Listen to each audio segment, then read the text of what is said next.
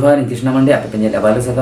साकाम news को सगुन राम तेलापन तेना खबर ओडिशा पनत मयूरभंज नद रायरंगपुर सब डिविजन कुसमी ब्लॉक उपुर बेड़ा खन खबर हिजुकना जहाँ खबर आंजम लेका सानाम होड़ा मने रे कुकुली जनामे अंकना कथा को इदी कतेन आयमा होड़ ठेन चे आयमा होड़ा मने रे कुकुली जनाम दो अड़ी स्वाभाविक गया तेलापन तेना खबर दिसो रे मारांग गोंके मोहम्मद राष्ट्रपति तिकिना अतुरे मेंदो उपुर बेड़ा रे तेहेन जाहेर गाड़ पचरी चे जाहेर गाड़ उन्नति मुल्को कमी नौकना जिनिस बांगे नेलोगोग कना चेदा बांगे नेलोग कना साम होड़ा मने कुकली जनामोग कना चलावेन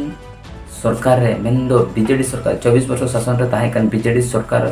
ओक्तो रे सनाम आदिवासी टोठा करे एसडीसी मेंदो स्पेशल डेवलपमेंट काउंसिल होते ते आदिवासी को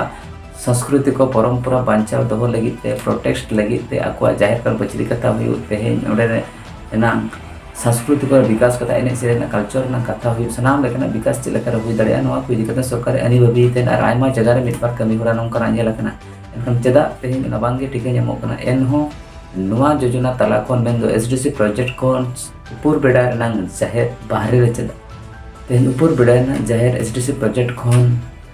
बाहरे रे मेना चेदा नो बांगे बड़ा ᱧᱟᱢᱚᱜ रो सरी नो सनाम हटे कुली जनाम मेनखान आयमा आदिवासी टोठा करे तेहे जाहेर कर पचरी कथा बन मेनते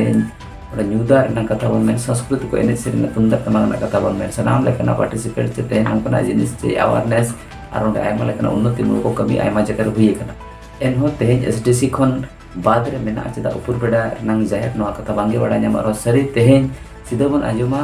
उपुर बेड़ा नायके बाबा सिद्धेश्वर गंके देखिना मिदबार कथा इन तायम बलते बन खबर मारा आले नोडे बोगा बुरु जो अड़ी असुविधा हुयुक कना आले बर्षरे कम से कम पिया पुनिया ले बंगाया दाग जड़ी जो उड़ा दुआर हो बनुना चेचे को बंगा नोडे बाहा सोरहाय असड़िया चेक को सुविधा माग मोड़े को चेक को सुविधा नोडे में दाग जड़ी रे अड़ी असुविधा हुयुक कना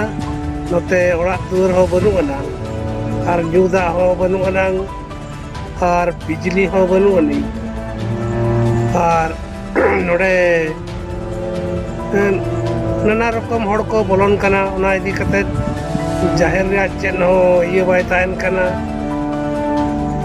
बोंगा बुरु को